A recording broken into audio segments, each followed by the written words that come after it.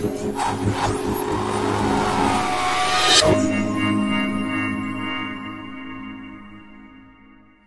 I'm going to explain to you what's known as the central mystery of quantum mechanics. It was Richard Feynman, the American physicist, said, this is the central mystery of quantum mechanics. There's lots of weird stuff that goes on in the quantum world.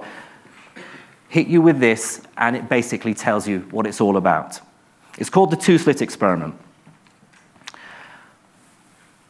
I'll start with this. Imagine you have a source of light shining against a screen with two slits.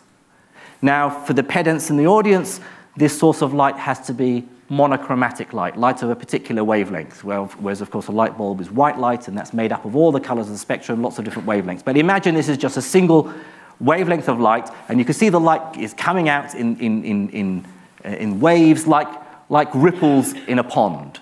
That's the nature of wave-like behavior. As the light hits the screen, it squeezes through the two slits, and each slit in turn on the other side becomes almost like a new source of light, and the light spreads out, it diffracts. And as the waves of light overlap, they will interfere with each other. So where a crest hits a trough, they will cancel. Where a crest hits a crest, they will amplify, and so on. And so on the back screen, you end up with what's called an interference pattern, a series of light and dark fringes, where the waves have either cancelled out or worked together in phase. That's fine. That's not quantum mechanics. That's a property of light that goes back over 200 years that we've known about since the early 19th century. Imagine doing the same experiment again, but doing it not with waves, but with particles. Do it with grains of sand. So this is the same experiment, but I've tipped it 90 degrees.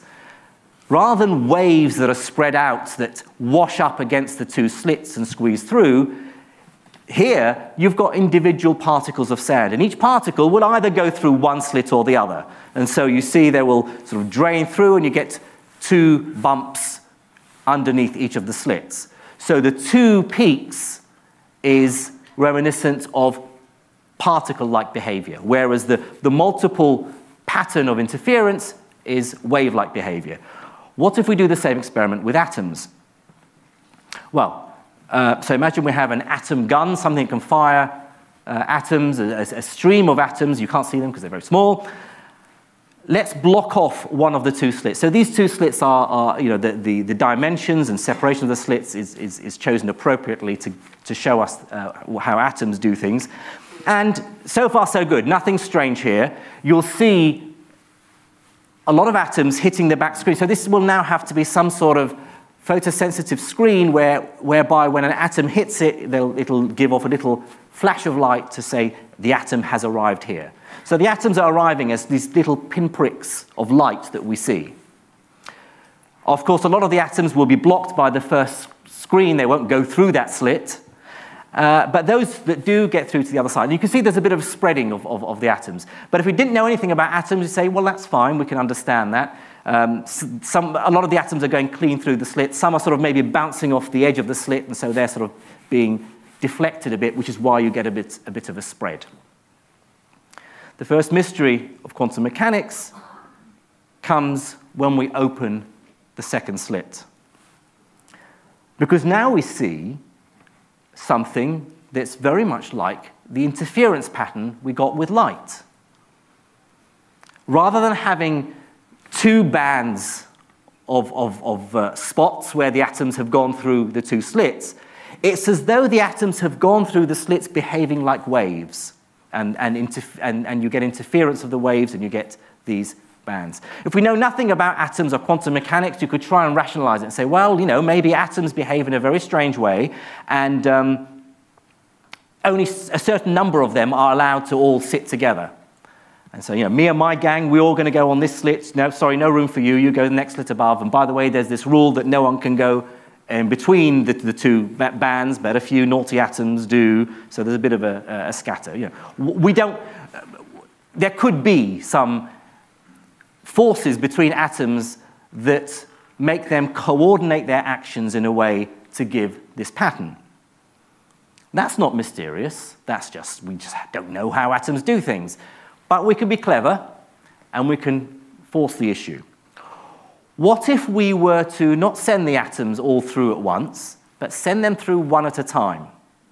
Leave enough of a gap for the atom to get through to hit the screen. Of course, as I say, some atoms will hit the first screen and not get through, but those that get through will hit the back screen. So let's run the experiment again slowly, and gradually you'll see as the atoms go through, they'll look like they're just randomly arriving on the other side. You keep sending atoms through one at a time, and gradually that same pattern appears.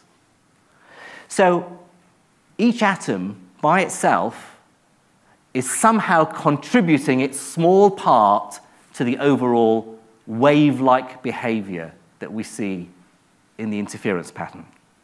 How does it do it? How does... We know the atom's a tiny, localized particle. We can't see it. It's too small to even see under a microscope. We're firing it at the screen with the two slits. Some moment later, you see a flash of light on the back screen. It's arrived in a localized point. It's not spread itself out. You don't get sort of like a wash of a faint light across the whole screen. It's a little point. The atom is localized. It's arrived in a certain location. And yet, it somehow seems to have been aware of there being two slits, not one, because it's given rise to this interference pattern. How does one atom do that? Does it split in half? Does it become like a cloud that goes through both? Well, we can try and be even cleverer. What if we were to spy on the atom and see where it goes? We can gently just observe which slit it goes through. So you put a detector just above the upper slit that will flash or beep whenever it sees an atom go through that top slit.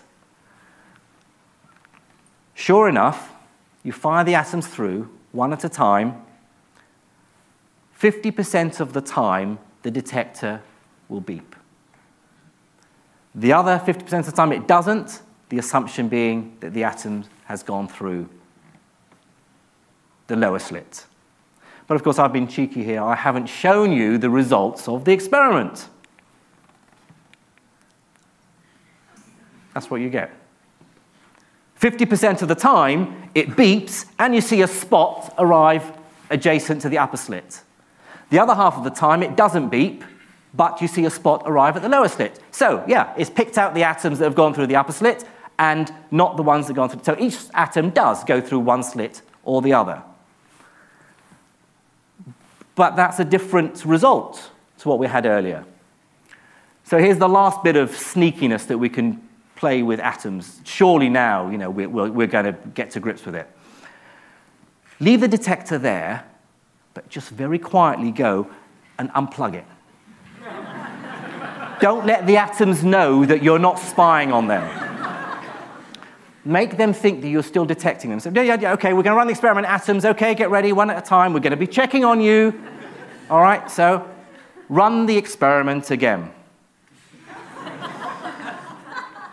Now, if you can explain this using common sense and logic, do let me know, because there's a Nobel Prize for you. Quantum entanglement is the idea that particles, however far apart they are, still somehow, their fates remain intertwined. They are still aware of each other's existence.